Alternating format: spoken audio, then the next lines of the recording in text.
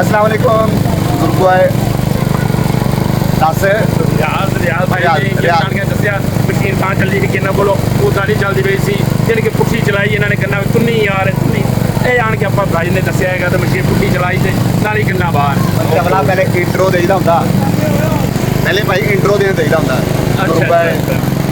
ਰਿਆਜ਼ ਸਾਹਿਬ ਮੇਰੇ ਸਾਹਮਣੇ ਮੌਜੂਦ ਨੇ ਬਹੁਤ ਕੁਝ ਪਿਆ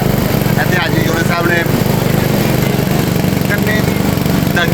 हाँ माशाल्लाह यानी कि ना शबील लगाई हुई है यानी कि अल्लाह पाक ने कबूल करे जी आमीन हाँ जी सर जी उन्होंने बनाओ जरा बच्चे देखो किस तरह पीरेगी माशाल्लाह है भाई बिल्ले से देख रही दो भी बिल्ला नहीं पाई जा रहा भाई साहब भी मौजूद है जहाज साहब भी मौजूद है तो ये देख लो तुम लाइव सिस्टम चलता पाया माशाल्लाह ये है हाजी यूनुस साहब लगे हुए हैं माशाल्लाह जी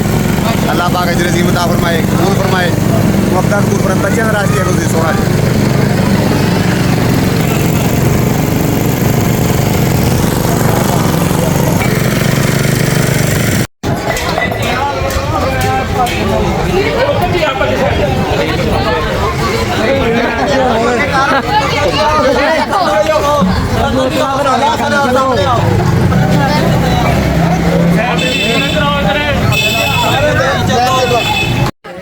खूबसूरत नज़्मो बहुत ही अच्छे इंतजाम नज़्मो ज़बर के साथ बच्चे सभी आ रहे हैं लाइन में आ रहे हैं सभी ये देखें बहुत ही अच्छी लाइन लगी हुई है यहाँ पे खूबसूरत लाइन कोई नुकसान भी नहीं हो रहा बच्चे भी सभी अपने बारी का इंतजार कर रहे हैं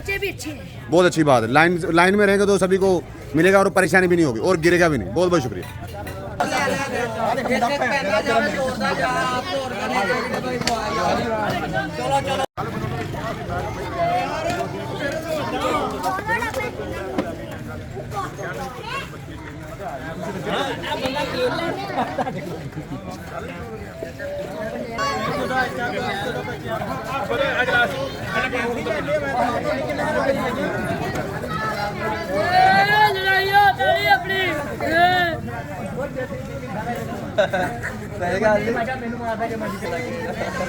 नहीं लबनी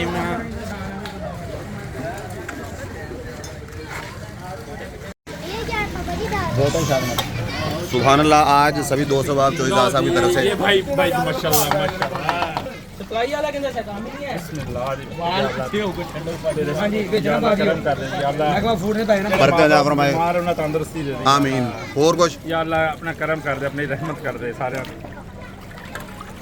बस पा सारी के हाथ लगे जिन्हें कट के नहीं चुस्की नहीं लगती दो जगह बोतल जो पाउन वाली पाउन लगे ये तो है कट रहे हो फिर वापस ठंडा मजदार जेड़ा जेड़ा वो लाठी वाला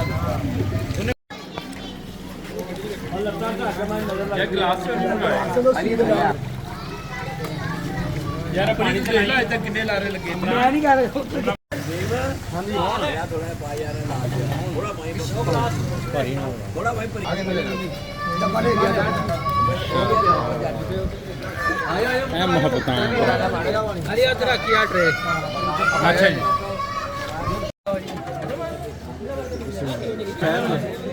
मैं ले ले पानी दे